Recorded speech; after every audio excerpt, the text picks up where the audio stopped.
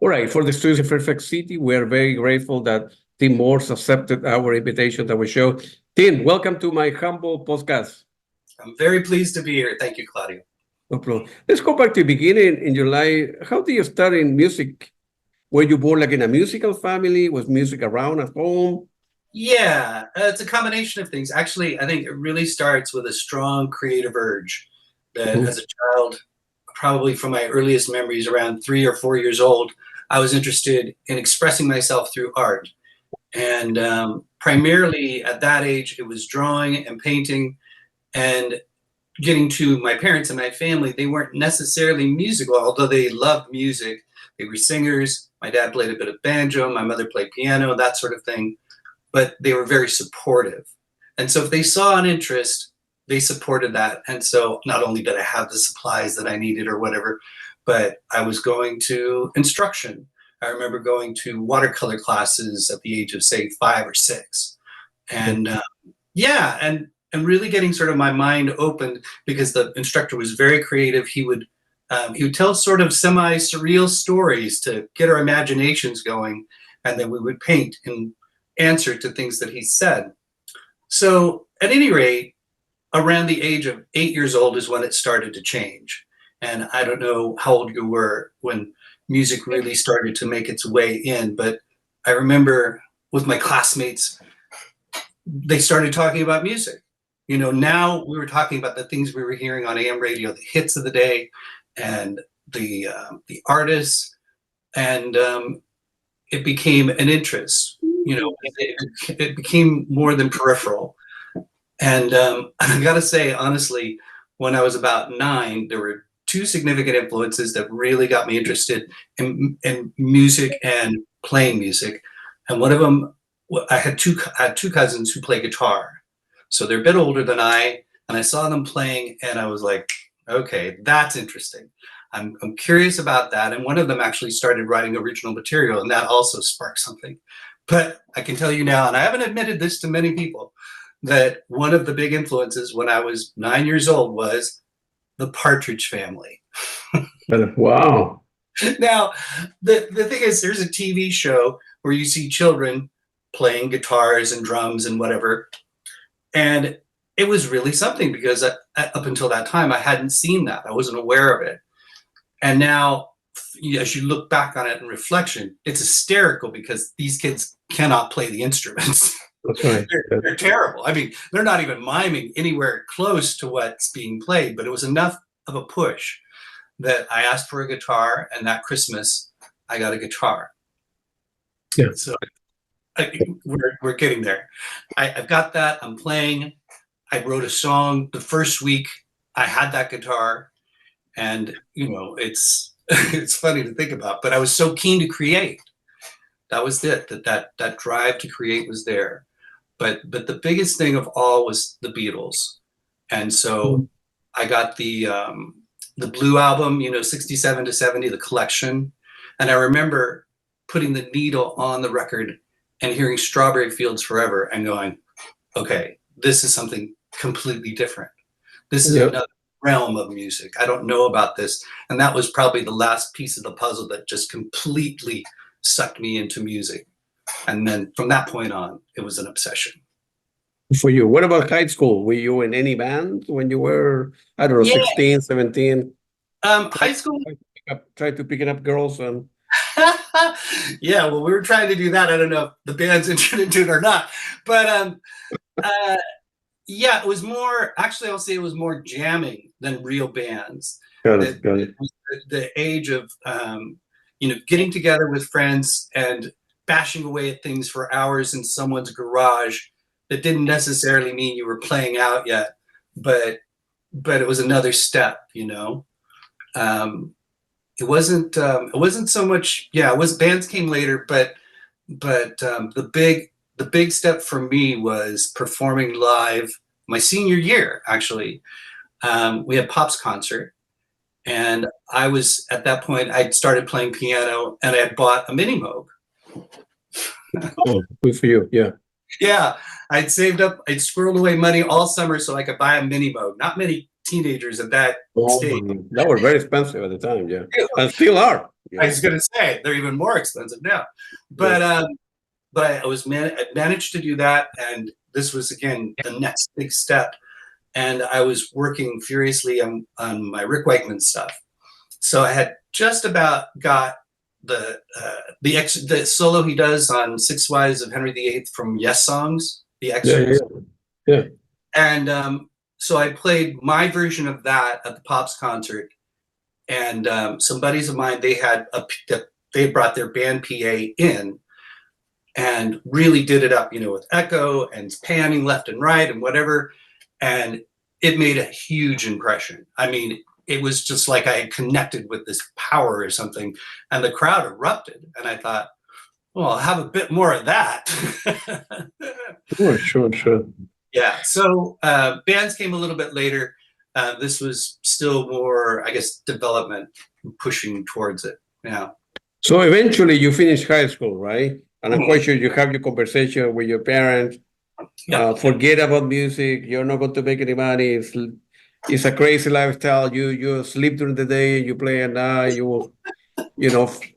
Go to school, become an engineer, a doctor, a lawyer, and do music on the side kind of stuff. So I'm quite sure it was a struggle at the time because you have a calling for music, and at the same time, man, where I make money now, right? How can I get married one day, form a family or whatever, if I don't make any money, right? So Yeah. Did you talk to my parents? Because no, it sounds no. like pretty My much word parents told me that. for word, you pretty much got their dialogue. Yeah. Yeah. We did have those talks, and there was concern, and I did. Well, there was more than one factor, but I moved out when I was 18, and so I was getting less of those talks. You move out of the house? I 18? moved out of my parents' house at 18. Yeah. Oh, man. Yeah. So I was trying to do a little balancing act, like you're saying, and I thought, well, I'm going to go to college. I'll study music. And so the first 2 years of my college career, I was a music major, and I took all of my theory and composition and whatever. And that was a really eye-opening experience. That was just so profound for me. But I know what happened. Here's what happened. I was in a band, and I was working at a record store, and I was a music major. So basically, my waking hours were music nonstop. Not 24 hours a day, but many hours of the day devoted to music. Sure. And you think, and it was wonderful, but at a certain point, there's a saturation point too. You reach, at least for me, there was a saturation point, and I recognized that this is too much of a good thing. And I started to pare back, and I quit the band first and left the job and whatever. And so eventually I decided, you know what, I want to do music, and it's going always to be a big part of who I am and what I'm going to do. But for my 9 to 5 work life, I'm going to do something else, and music will be the extra on the top. Yeah. And it helped, it created balance. I think, even for me now, I just had the album release party last week. And so I had done a lot of playing and preparing for that. And, once that event had concluded on Friday, and this one reason I needed an extra day, frankly, is because I was recovering from all of the, partying and whatever, but the celebration. Anyway, the point is, I haven't played. I did play a little bit yesterday, so I went a couple of days without playing. And then when you sit down, it's fresh, it's new again, it's delightful, and it isn't not necessarily a chore or whatever. But when I did get to a place where I felt like I needed another career, and I thought about journalism. Yeah. But I ended up becoming a teacher, and I taught, for many years, and it was a wonderful career for me to be able to do that and do music whenever I could fit it in the nooks and crannies. Yep. Teaching in which area? Where you teaching? Well, I was primarily an elementary school teacher, and so I taught all subject areas. All subject. Got it. Man, that's a difficult job, man. It's gotten a lot more difficult. It's hard to motivate people. I mean, yeah.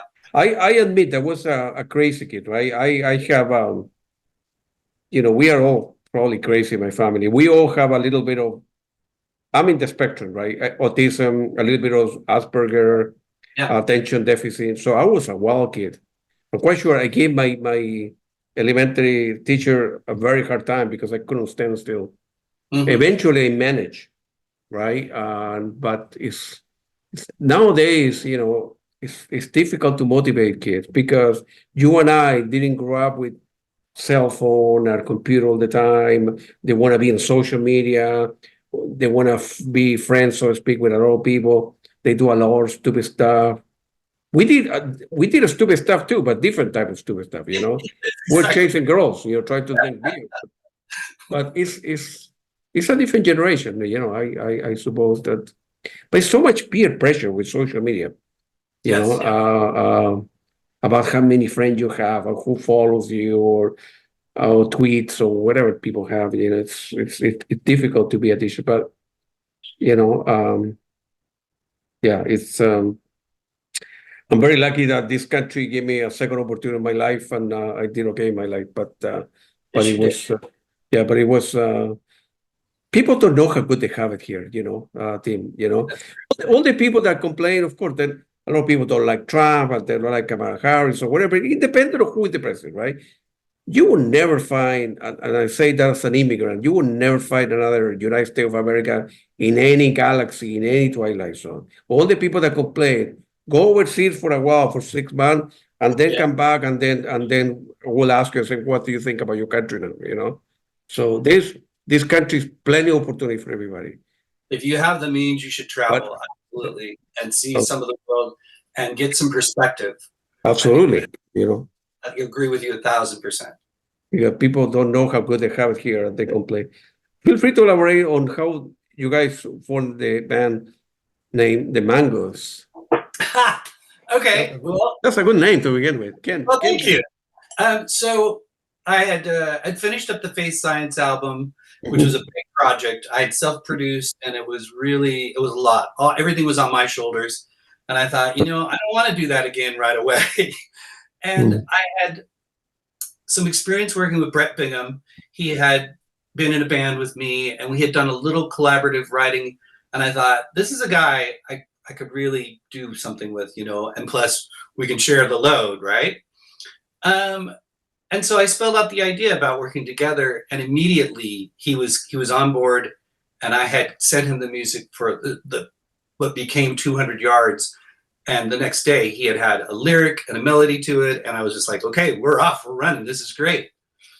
Well, uh, at some point we were trying to think of band names during the course of the recording, and I don't know if you've read Paramahansa Yogananda, Autobiography of a Yogi. No. Highly recommend it. It's a wonderful book. Basically, Yogananda was bringing Eastern thought to the West, and he may have been one of the very first to bring things like yoga to the West and so on. The book's fascinating. Anyway, in the book, he talks about there can't possibly be a heaven without mango trees. That the mangoes must exist in heaven. It's one requirement. I thought, oh, that's beautiful. It's so poetic. And I named my studio Morpheus Mango. All So the guy right. with mangoes, and I had created a demo or something I was giving to Brett, and I just put mango on the CD. Just this is where it came from, and he saw it, and it was like, oh, the mangoes, of course, that's what it Of should course, be. yeah, mangoes and watermelon. That was the first. So I love mango too, but it just sort of all fit together, that in that Yeah, moment we became the mangoes. correct. And then when you guys were touring at the time, or No, not so try to much tour, or more studio touring. band? A bit of playing out, but it's a tough thing to get original music out there, let's Yeah. say. And I guess we didn't hang in there long enough, perhaps, to see. Well, part of it was just having a full band, because originally the idea of the Mangoes would be a 4-piece, and everyone would contribute. We'd sit in a studio and count it in and whatever, and we could never find the other two guys. We Mm. had a buddy of mine who's a fantastic bass player and a sweet guy, And I thought he could be a good fit. Well, he came in and he just started playing bass solos over everything. Yeah. I just thought this was going to be his big moment and he would be recognized as the new Jaco Pastorius or something. Yeah. And then we did have, again, some experience working with a great drummer in town, but he was hemming and hawing about his commitment. So we never got a full live complement. We did put some people together to play a few shows, but unfortunately, because I think it would have been a fun band, and I do think a lot of people would have dug it because it did sort of, it brought in a lot of genres, the Mangoes. It was a fun thing. In fact, that first Mangoes was probably the most enjoyable recording of an album I've ever been a part of. Yeah, I listened to the two albums that you have on Bandcamp, and it's pretty good music. I didn't know the name Mangoes to begin with, and I knew who you were, but it's pretty good music. And number two, it's difficult to put a band together for the reason that you mentioned, right? You can get along very well with people who are gonna be here on Friday night, no problem to a bar, but for four guys to commit, okay, Tuesday and Thursday, we rehearse from 6 to 10 in the basement of my mom's house, right? But people are married, go to school, issues, whatever, It's hard to, put four people together, I do know. It's a very difficult thing. And certainly the bands that I've been in have gone through a band together and keep it going. Yeah, it's not that easy. You release I think I saw the one of the cats to your left. There we go. Yeah, that's Right. Allie. She's coming for a visit. All right, that's good, man. You did an album called Transformation. Yep. And a friend of mine from Argentina, from a magazine called Mellotron. Go on. Andres, he's a friend, very good friend of mine.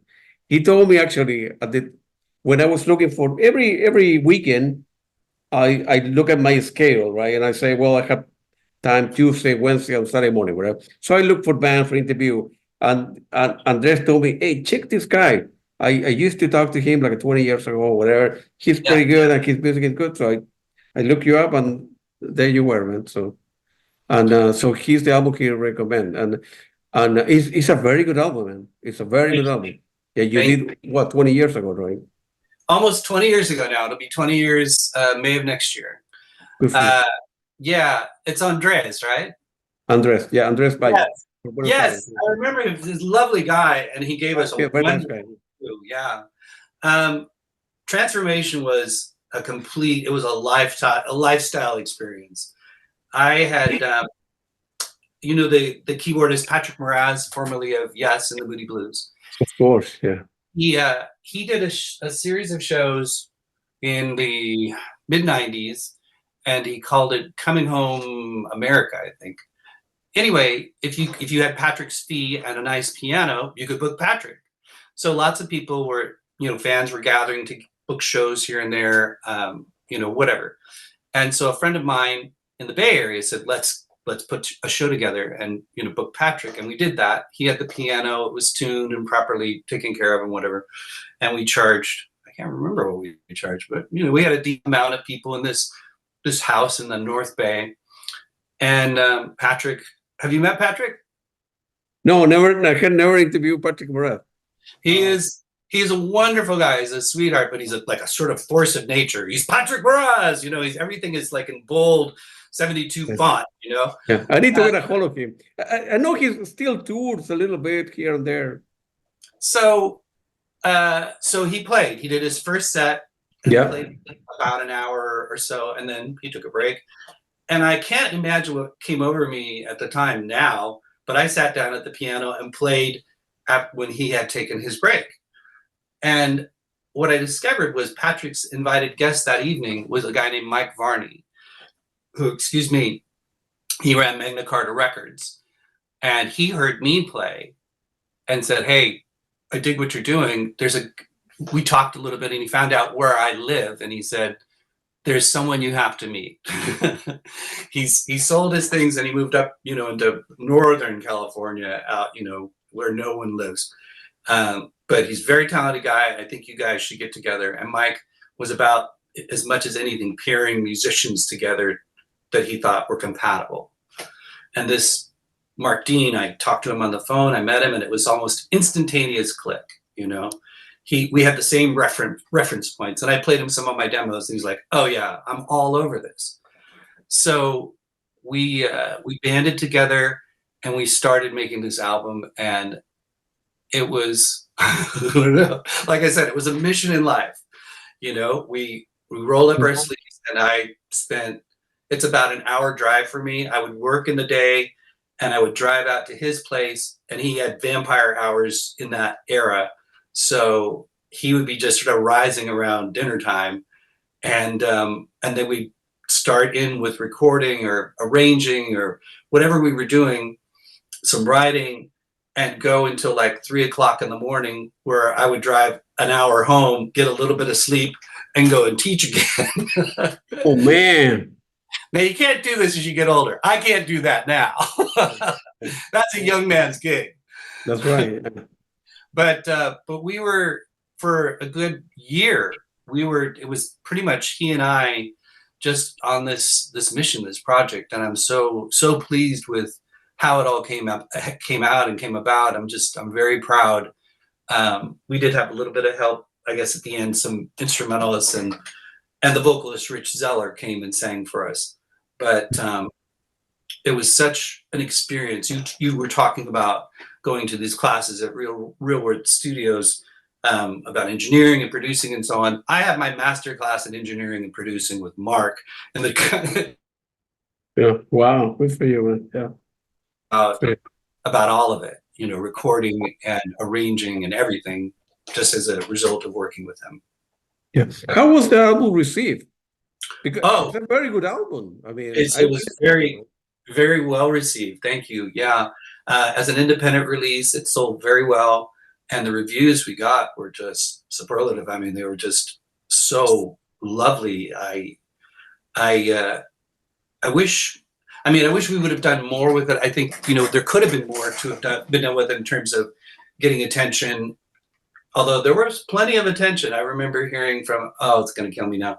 The guy who puts on the Rite of Spring concert back east, he wanted me to do Transformation out there. I mean, so it was getting out there, but I just feel like if we had the right PR people, it was a little early for videos and things like that, you know, could have gotten, you know, further out. But the fact that, again, your friend heard it, loved it, and was getting that, I mean, it keeps circling around that album, you know. It's been an ongoing gift.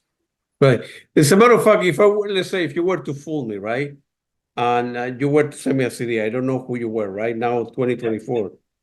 It's not dated. I mean, it's good music, right? I wouldn't know that it's 19 years old, right? So well, that's what we're shooting for, right? That's all, you know, you want it, you're hoping that it could be timeless in a way that, like you're saying, sounds fresh and not dated by its production choices. Yeah. And then, so you at the time, we have sent the record to radio station, do some PR, but it's a lot of work. Promoting is a job to itself. You know, people don't know that, you know, you can do whatever you want, but you need to spend hours in marketing campaign, whatever, social media, sending stuff out, doing interviews like this. You need to promote the work, right? You know, so otherwise it's not going to go anywhere, right? So that is absolutely right. Now more than ever. I just saw a thing, Devin Townsend said something recently where he was a tremendously talented artist, but he was saying something like he feels like being a musician and composer these days is 80% creating content for social media, and then the rest of the time, you know, writing and being a musician. Yeah, unfortunately, you know, that's the way it is. You know, you need to be social media, posting every day, or TikTok or X or whatever people use. You know, unfortunately, that's the world that we live in, whether we like it or not. Right? You want to play the game, that's the way it is. You know, so. I mean, there's advantage. I mean, believe me, I'm hearing you. There's advantages and disadvantages with it too. Obviously, we have the means to reach so many people simultaneously and to reach people easily across the world, where, you know, 40 years ago, it would have been impossible or extraordinarily difficult. Right. Now, you know, if you wanted to send an MP3 to someone in South America, boom, it's done. Easy. 1 minute, right? Yeah. Yeah. So it has its advantages and it has its drawbacks. At the same time, right? A lot of people are doing that, right? So I think I read somewhere, or Anil told me that I think there are like 20 new songs uploaded daily to Spotify or so, something like that. So a lot of people over the world try to make it. So they're releasing a couple track, an EP, or they just finish an album, and a lot of stuff doesn't go anywhere, right? Yes. So but I think if the stuff is good, it eventually should make its way, I suppose, but it's a lot of work. I mean, Can be. Yeah. the music need to be good to begin with, but it's a lot of work putting the music out there, and but I really like it. Then I think some years later, in 12 years ago, you end up releasing Fate Science. Yes. Another very good album. Feel free to elaborate on how they came together and so on. Thank you. Yeah. So transformation was such a huge experience that when it was done, and like you said, there's a promotional cycle of it as well, that I was ready for a break. I was definitely ready, like we're saying, to breathe in and to breathe out, experience other things. And so I wasn't in a rush to start the next album. So I took a little break, and then Mark was no longer available to produce. He was doing his own album at that time, No Man is an Island. And so I said, okay, I'm going to self-produce, which, was not that it was so daunting, but there was a lot to it, especially given the scope of that project, what became Faith Science. Initially, when I was writing, I had read a very good book about Charles Lindbergh, and there was a concept initially about writing a song cycle based on his life. He led a fascinating life, and not just about him crossing the Atlantic and all that, although that's significant, and it's the main body of the song Voyager on the album. But I was knee deep in writing and the lyrics and getting all the music together, and then I had to prepare and create a home studio, a real project studio where I could record basically everything except maybe drums, and so that took a while as well. I was talking to someone just at the release party because they said, it seems like we always come to your parties, these things, and it's always in the winter. And I said, it's always my goal to be done in the summer, right? It's never the case. I'm trying desperately. I went to Norway this year, and I was like, it's got to be done before I go to Norway in August, but it wasn't done before. So at any rate, these things take a long time. And so as I was writing and recording Faith Science, I started to get away from the idea of attaching it too much to the Lindbergh thing and let it be a little more wide open. But it was a pretty big job, overseeing all of those elements by myself. I'm proud of Faith Science. I think it's a lovely album. I can say it, from this distance. There's one song on it that I'm a little less excited about, but most of it stands up very well. It was, its own other adventure, but it did take a while to get it done and get it out and to birth it into the world. I know what you mean. Do you play the mini book behind you? I mean, do you actually, Oh yeah, it's not plugged in at the moment, and actually the third oscillator is no longer working, which I have to fix. But I use it a little bit on soundtracks. There are a couple. In fact, the Moog solo you hear in Mind Games. Is that one? Yeah. Performed on that. That's an unbelievable machine. The guy, Mr. Moog, and he was way ahead of the time, creating that stuff. I mean, that's like Steve Jobs of this world, right? There are people that are visionary, and Mr. Moog, definitely was one of those, guys.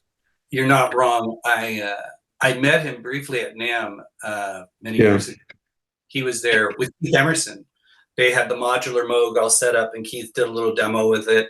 And so I got both of them briefly and shake his hand and just, like you said, briefly express how he just changed everything. I think I look at the website of the company now, and they have changed different name. I think somebody else took ownership. I think Mm. it's like the company is in North Carolina, I think, if I remember correctly. But the company, have not done well financially. Because I think even the mini books are expensive, and not everybody has, I don't know, $5,000, 10,000, whatever, and whatever the price happens to be. But the company has gone through a lot of hard time, but definitely his invention was way ahead of his time, and Right. Another problem with, especially these kinds of keyboards is they have to compete with soft synths. That people yeah. come out with their version of a soft synth mini Moog Mm. that you can play and program and whatever, and whatever they charge, $50 or $100, makes it difficult. Yeah. Is, Yeah. is it possible to nowadays, with the level of technology, do everything via plugin or a computer application, that kind of stuff, or still Minimoog is completely different? To me, honestly, nothing No, touches it.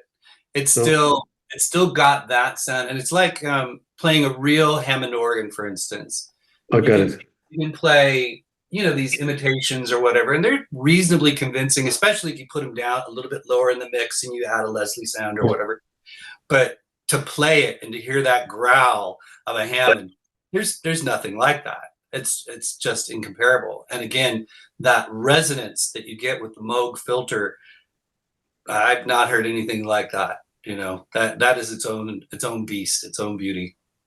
Gotcha. Because nowadays, with I don't know, with $1,000 computer or $1,500 computer, a Mac, whatever. There's so many applications there that people don't need to go to a studio like you used to. You need to go a studio, booking a time, book an engineer, do rehearsal, Right. that be $10,000. Nowadays, any people who are musicians, I'm not, but anywhere in the world with a decent computer can create music. Maybe not that great, but they can do something and then self-release that, upload it somewhere, or be a little more professional than, polish, the music and so forth.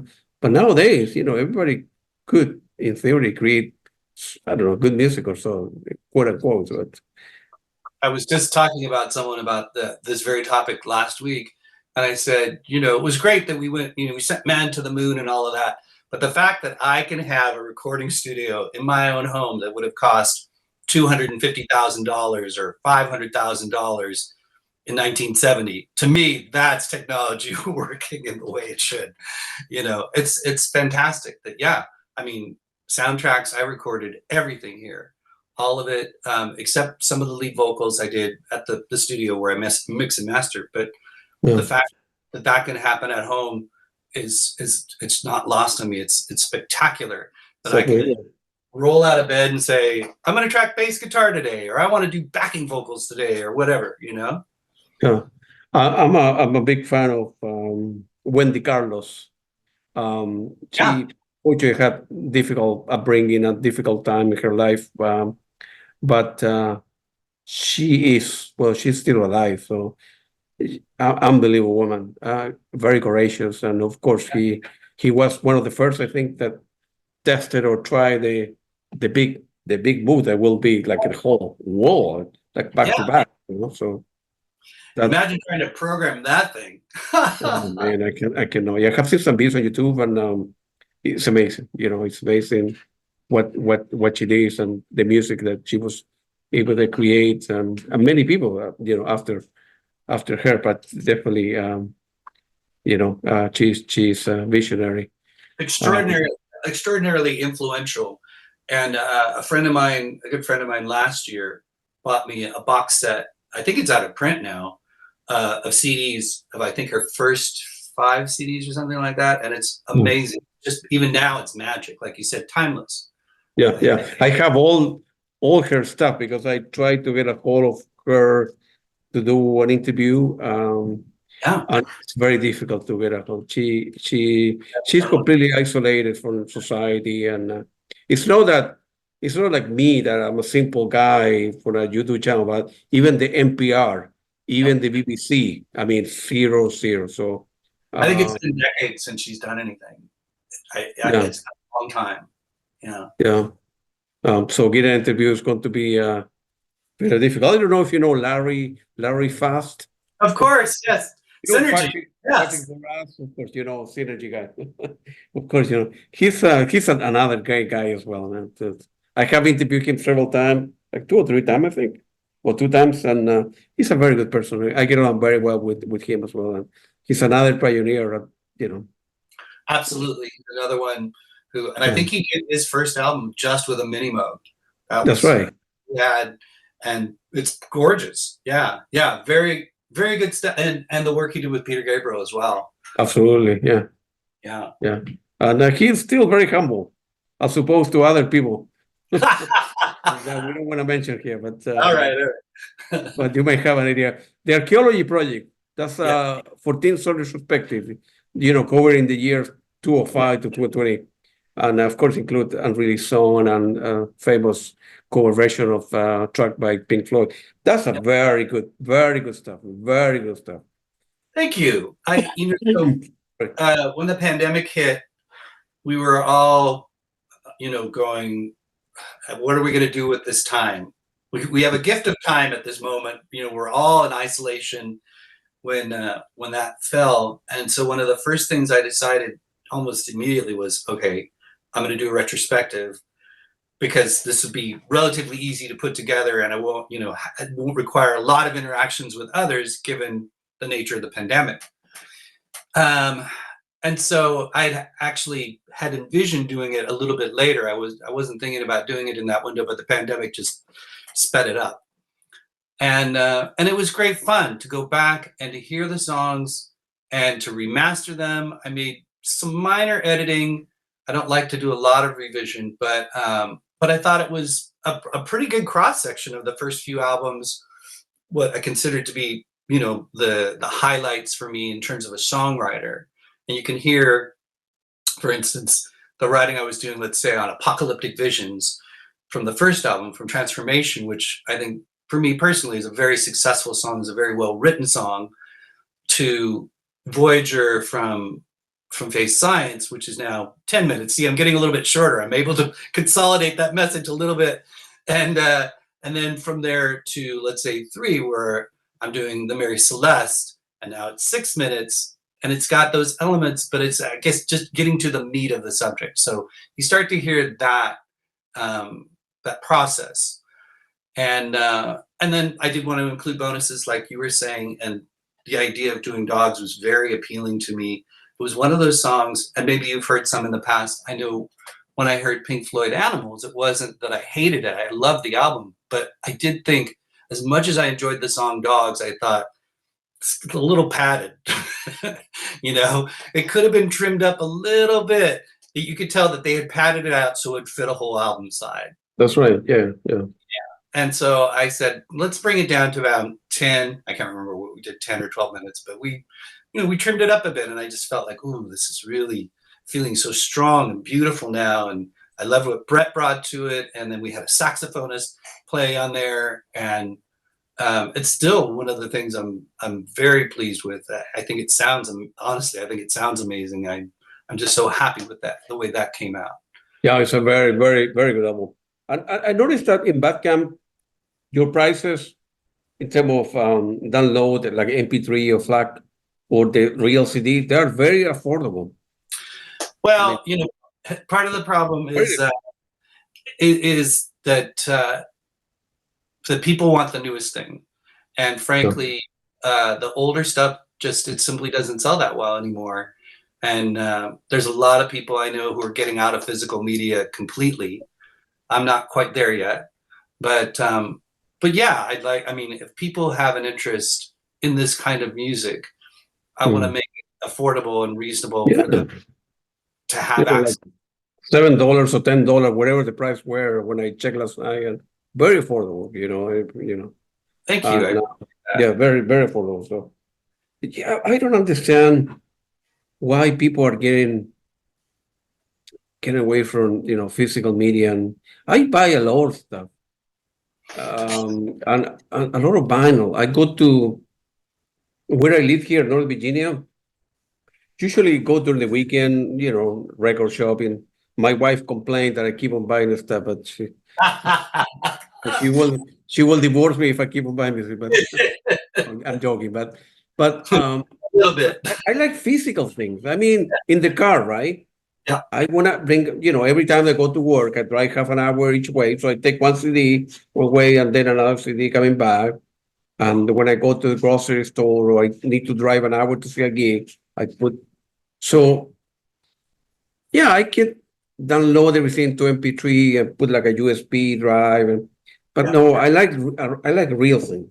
I mean, opening a vinyl, look at the picture, the critic, and the text, and who was recording stuff, where it was recorded. It's like reading a book, a real book, right? Whether Yeah. you buy it or go to the public library and borrow for a week or whatever, versus a PDF. It's not the same thing to me. Oh, you have absolute agreement from me. There's no question about it. And I, yeah, I agree. I find that at least in terms of sales of my music, that people they actually want the The physical, real thing, right? the Yeah. real thing. And if we're talking about digital downloads, although I sell some digital downloads, it's not that much. That if you're listening, those people are streaming. They're not Yeah. interested really in buying a digital download. Yeah. So it's just about finding those collectors, like you're saying. I mean, I got back into vinyl after a period of not. I think my record player wasn't my phonograph wasn't working for a while, so I didn't have access to it. And there was a part of me that was beginning to poo-poo the whole idea of CDs versus vinyl. And you can make these arguments back and forth. I finally replaced the phonograph and I thought, well, what am I going to listen to? And I pulled out Yes, Fragile. I have a beautiful, gorgeous Japanese pressing of, of that album. And I put it on and was blown away. The detail and the warmth of the sound just filled the room. And Absolutely. you have the gatefold and the Roger Dean artwork and the lyrics and all of that there at your disposal. And then everything about it, like you're saying, the tactile experience of touching it and holding it and owning it. And also that you have like a 20-minute mini concert, to hear one side of music. Right. And then you turn it, if you are so inclined, you turn it over and you have part two.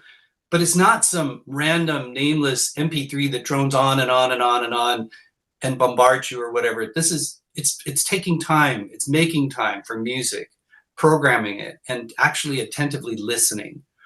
It's such a different experience. Absolutely. Right. It's like turning on the TV and putting a cooking show versus you in the morning you went to the supermarket, you bought ingredients, you tried the best, you do pasta, right? Of course, you're not a chef, but it's completely relevant. It's like doing something, right? Of course, it's the experience different of cooking something for yourself, a pasta at home, versus watching a YouTube channel. I don't know. Nowadays, kids, the young generation, I think they're living the life so fast. They can go to, let's say, Spotify and 10 seconds of a song, next. So they listen to the whole album in a minute or so, right? It's crazy. I don't want to live like that, So Well, the other part of it too is just how music got devalued. And I lived in an age, I worked at record stores, I worked at Tower Records, when there would be 5 registers open and the lines would be 10 or 20 people deep, Wow. Yeah. Yeah, Christmas time was insane at Tower because music was valued. And the kids, again, they don't, sound like the old guys, but they don't know that, like, when Guns N' Roses was going to come out with their new album, the people would stand in line until midnight. And that's right. And, that's how valued it was. People it was so important to them. And it's a shame that we've gotten away from it. Some of us, anyway. Yeah. And the same, we're talking about Anil about that they know that Spotify, of course, is a ripoff. It's for me, it's great in the sense that I pay $10 a month or so. Yeah. I'm able to have access to thousands of bands, thousands of songs, cross-reference. They recommend me certain bands I never heard. So it's a great tool for me. On the other side, a guy like you need to have like a million hits to get a check for $10, right? So that's definitely a ripoff, right? The way that I compensate that, in my opinion, I go to a lot of concerts and I buy a lot of music myself, physical media. So I help bands that way. You're not the typical Spotify listener, but I mean, I'm hearing you, and it does make a great deal of sense. Mm. I call them the evil empire. Yeah, that's a church ripoff. I don't know. It seemed to me that if all the bands were to get together and complain and protest, Yeah. Spotify will go out of business. I don't know. It's easy for me to say, but I don't think that, and a lot of bands have done that, right? Like All of them have. taking my music out of Spotify unless you pay me what it's worth. Right. Yeah. And so forth. So It's possible. I don't know. It's fingers crossed that something, so calmer, cooler heads will prevail and something will happen. yeah. Every so often, Anil will send an email out about his issues and complain, and he's very eloquent, and he got very good point. That's a ripoff for artists, and it's that's on the other hand, it's not like the company's breaking even, right? So the owners of the company, the shareholders, making millions of dollars, on behalf of the musician that struggle until 3 o'clock in the morning trying to put a track together, So that's what is terrible. And plus, for the average Spotify consumer, they're like, well, I'm paying my monthly fee, so I'm doing what I'm supposed to be doing. It's sort of justified for them to be able to get this music basically for free. So it's almost worse than the file sharing that was happening prior to Spotify. I don't understand why people would want everything for free. Maybe you and I should work for free then. Right? Yeah, no, exactly. Yeah.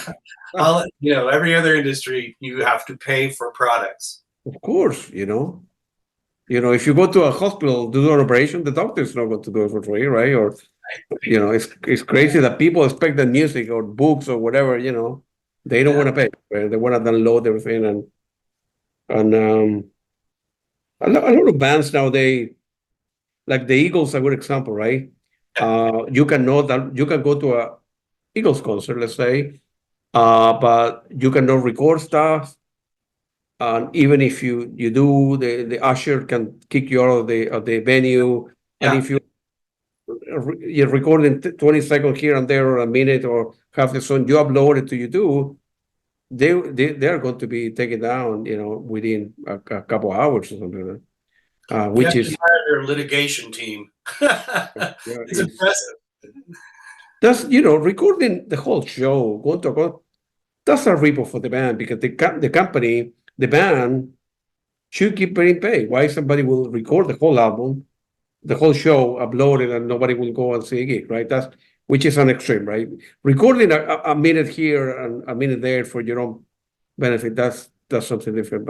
And plus, if you're recording the whole thing, you're not enjoying the show, Yeah, that's what kind of gets back to that for me. I was in Norway recently, and have you been to Norway? No, never been there. Highly recommend it. The people there are wonderful, very sweet, welcoming, respectful, polite. And I was there for the Oslo Jazz Festival. I see. So, wow, good for you. Amazing jazz artists, and at any rate, at the end of the festival, I still had a few more days, and I went to their symphony orchestra was playing. They were playing an outdoor show. It was a free show. And I thought, okay, I'll go, Price is Right. I'll go see. Well, as it turns out, first of all, their orchestra was one of the best orchestras I've ever seen in my life. But it was also incredibly well mic'd and PA'd. So the sound was beautiful. It was gorgeous. There was probably, let's say there was 4,000 or 5,000 people out in this Park Palace area waiting for the show. And once the concert began, I was struck that, first of all, that no one was talking to their neighbor. They were focused on the music. No one was playing on their phone. No one was taking a video on their phone. Everyone was just taking in the show. No one got up to go get a corn dog or a beer or something. And this is an outdoor free show. And that's what it was for the whole performance, that they were just present in the moment and taking in this love music without distraction. It Mm. was so impressive. I mean, it's unimaginable here in the United States. Oh yeah, yeah. People. Yeah. Yeah, there's just no way. I mean, so there have been places I went to go. I went to go see Kate Bush when she performed in England in 2014. Really? Yeah, Were you there? I saw last two shows of that tour. My God, man, Yeah, that was one of my biggest regrets. The ticket went like that in a couple of days, and then she disappeared. I was I was there at Good for whatever it you, was, man. 3 a.m. our time or whatever when they went on sale. One of the greatest shows I've ever seen in my life. But Absolutely. yeah, I mean, top three, whatever. But they just politely made the request before the show. We'd like you to, please respect the artist's request to not have a phone or a camera or whatever, no video. And although obviously some people surreptitiously did do it at my two shows, I didn't see one camera, one video going off the whole time. And Yeah. it causes you to really take it in instead of having like this crappy cell phone video. I mean, maybe that It's not good. one, Yeah. but really, honestly, are you going to watch that many times? Just be there and enjoy the show. Yeah. Good for you. You knew in advance that you would be doing like 10 or 15 gigs at the, I think that was the Hammersmith, right? Now they changed the Yeah, name called the Eventide something, but it's the Hammersmith. Yeah. to Eventinaple. Yeah, yeah. Yeah. Yes, it was announced early spring that year that she was going to do something like 15 or 20 shows. And I was Yeah. concerned because it wasn't going to fall. I was teaching then. It wasn't going to fall during a break for me. So Yeah. I was thinking I might have to literally fly out on a Friday, see a Saturday show, and come home on a Sunday. I mean, I would have done it for Kate, right? If I could have made that. But then when they went on sale, the first tickets went on sale to the fan clubs only. They added whatever it was, 4 more dates, and I was like, yes, okay, I can make it. make this happen. Yeah. So I was Yeah. very fortunate to be able to see the last two shows. My understanding is she is working a new album. Well, my understanding is she's talking about working on a new album. Yeah, probably. Maybe I'm exaggerating. Yeah, maybe she's. Well, I mean, I'd love to hear that too. And I mean, realistically, is that going to be 5 years from now that we see it? 10 years from now? Her brother had a great line about, you don't ask when the cathedral will be done. That's right. When it's done. I would love to see her perform. Yeah, of course, I never seen her playing live. I would pay any money, within limits, obviously, right? But I will if she end up announcing, releasing an album, announcing gig, I'm going. I mean, I did it for Genesis when Genesis played the last 3 albums in London. I flew and I saw the last 3 Genesis. Okay. Yeah, I was there, and I have done that for other bands as well. I went to see Steve Hackett like a month ago at the Royal Albert Hall. He's playing the Lamb. Yeah. It was an unbelievable experience. Right. Yeah. Just one more quick thing about the Kate show was I was there the first night with a couple of friends, and I had said, at some point we'll be crying at the show because, we waited decades to see her perform live. Yeah. I cried, I think, through the first 5 songs just nonstop because I was finally getting, it was practically levitating off my seat. So if you have the opportunity, you must go. And I think at the album, of course, there are very few videos because she mentioned that she is not going to be releasing a DVD or a Blu-ray or nothing like that. So I bought the vinyl, of course. I have like 3 different virtual vinyls that I bought in Europe and in some in Japan. But I see some videos every so often on YouTube, and of course the quality is not that great, but the show was very polished. Yes. I mean, it's like an opera combination of opera with music, with the rehearsal, and everything click. I mean, like a Swiss watch, right? Like it's perfect, Good for you, man. Good for you. Good for you. It must have been a great album. The latest album, Soundtrack, that was released on November 12th, a couple of weeks ago. And that's also very, very good, man. Thank you. You're getting better with age, man. It's like a That's what we're shooting for, right?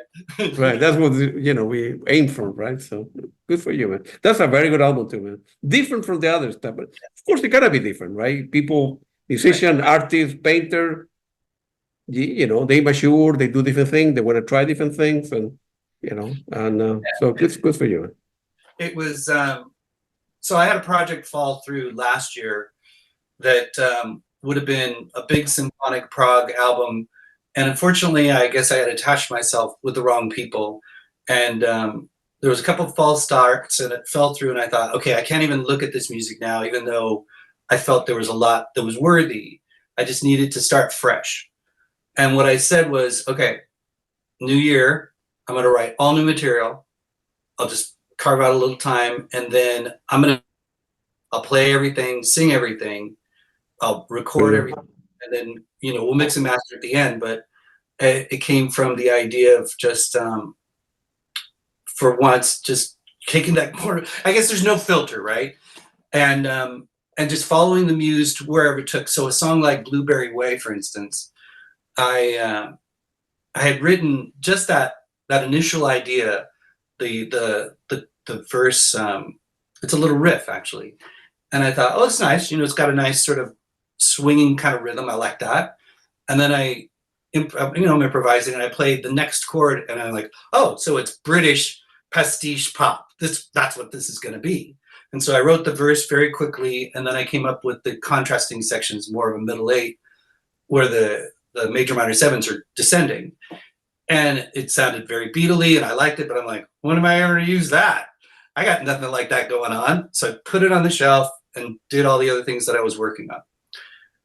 When this project reared its head, this song immediately was like, oh, me, sir, and it was an opportunity because there wasn't any rules about, okay, it can only be this genre or whatever.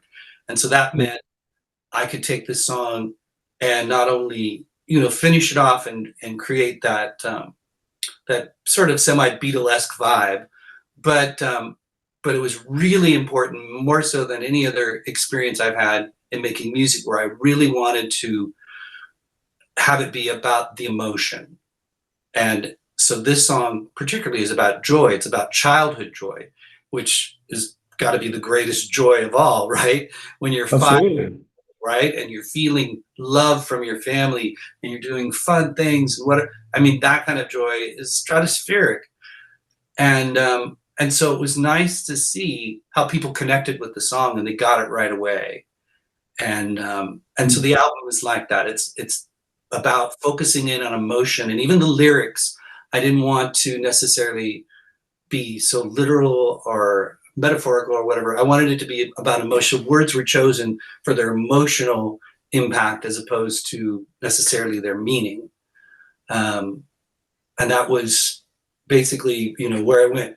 All of the songs, I have to tell you, frankly, Claudio, that it was very difficult to sequence the songs because they were all so completely different. And that's why I call it soundtracks, is because each one of them is a mini little soundtrack. Okay, true. Yeah. Oh, I now understand. Yeah, I get it. Is there any possibility of touring that album, or a combination of the best of with some friend of yours, or it's difficult to do that? Or maybe you don't want to do that. If some people the possibility always exists. And I've been working in with Brett Bingham of the Mangoes, and I said, so we got this release party coming out, would you like to do it with me? And he said, yeah. And he had already heard the album, he loved it, and he wanted to be a part of it. And so we had this show, and I haven't played out in a while. It had been a little while, and for Brett too. But and of course, it's my family and my friends and my, some of the fans in the area and whatever. But it went down really well, I gotta say. Yeah. And it was partly because, the love in the room and the vibe, it was all great. But just the camaraderie that Brett and I have and how we play off of each other too. And, we did play some covers, and they didn't go down as well as the original stuff. The original stuff was the stuff that killed. Really? And, yeah. And so I thought, could do a bit more of this, maybe in a stripped down sort of way, not a full band thing, but maybe like with a percussionist, do it as a trio or something. So yeah, I never say never. you know, it's a possibility. And I had so much fun doing it the other night that, you know, maybe. Why not? Why not doing it every Friday? But well, one of my friends was there and she was so enthusiastic. And after we came off stage, she's like, "You guys have to be doing this all the time, everywhere." Yeah, why not, man? Easy for us to say, right? Right. They don't have to And, schlep gear over and do the sound check and all of that. good. Feel free to mention. I have only a couple questions left, Tim. Where people can buy your music. Mention your website, your Oh, sure. Bandcamp channel. Yeah. So for the buying, the purchasing of the music, it's at Bandcamp. That's where I'm set up now. So Yeah. you can listen to everything. And at least in one case, Miscellanea is a free download, so you can help yourself to that. But you can hear everything and you can buy it there. I do have a YouTube channel. Just look up Tim Morse. It'll come up. I think it's prog rock Tim Morse. All right. Yeah. There's a Facebook page as well, Tim Morse Music, and timmorse.com is my website that you have probably seen needs to be updated. Yeah, and I would put all the links there, and when I upload the video Okay, as well, all right. so people can get a hold of you via Facebook or going directly to your Bandcamp and hopefully buying your music as well. Your music is great, man. I'm very happy that I discovered you, and we have our friend in common from Argentina, Andres, that I'm going to be talking to him later on, like in an hour from now. And Please, he told me, he told me you should check it out. This guy, his music is great. So. well, I'm glad you listened to him. He's a lovely guy. Please say hello to I will, him. man. Yeah, he's a very nice guy. We get along very well. He's the person who does all the graphic for me. When I upload a video, right, and then he create the thumbnail, whatever, or the thumbprint is called, I think, and then he put all the text, and he's very good in that kind of stuff. He's a graphic designer by trade, right? But I have one thing to ask you, and then you said you had a David Sanchez story. I forgot. So believe it, I forgot. You have when did you interview him? I interviewed David. The most recent, it was last year before Dance of the Age of Enlightenment came out. Yeah, but I interviewed him a few times over the years for Progression Magazine and for Keyboard Magazine initially. Yeah, he's a very good man. Very good, very humble person. I love David. He and I are friends. I've been to his home a couple of times. He is in Hawaii, right? He's in Hawaii. Well, not in Hawaii. Back when he lived in New York. Yeah, now he lives in Hawaii. But he's probably my most important, most significant keyboard influence. Of course. So here's my story. So I went to Peter Gabriel in DC, the Capital One. Not this current tour, but not with the IO. But it probably had been the one that he did with Sting like 5 years ago or so. Oh, right? Yeah, I saw that joke.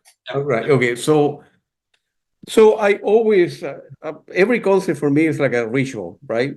So I arrive like an hour and a half early, so the show will start at 8 or they open the door at 7. So I show up like at 5:30, and usually I go to the same bar to get a beer. I'm always do the same thing: get a beer, like relax, and then during the gig I get another beer. That's my 2 beers per night. Right. So I went there. Of course I didn't know the band. I knew, of course, Peter Gabriel, and I knew Sting, but I didn't recognize all the members. So I go to the bar, and I order like a beer. It was kind of crowded, and the guy said, "No, feel free to move. Let me move a little bit to the right so you can order here." And I order beer, and I say to the guy, "Man, that should be a good show, man. I'm looking forward to the gig. Have you seen Sting or Peter Gabriel before?" Yeah, I have seen many bands. Yeah, as a matter of fact, I'm going to be playing. Well, are you serious? Are you part of the band? I thought when the guy wanted to be playing, probably not a roadie, but part of management. And I say, "Good for you, man. And what do you play?" Something like that. He said, "No, I play the keyboard. I'm the keyboard player." Oh man! And I say, and so I end up buying him a drink or whatever it was, and we took a picture together. That's my story with David Sanchez. Oh, that's funny. Yeah, You never He's know who you'll bump into in that bar. very humble guy. The He's a only very good guy. he told me it because I asked him.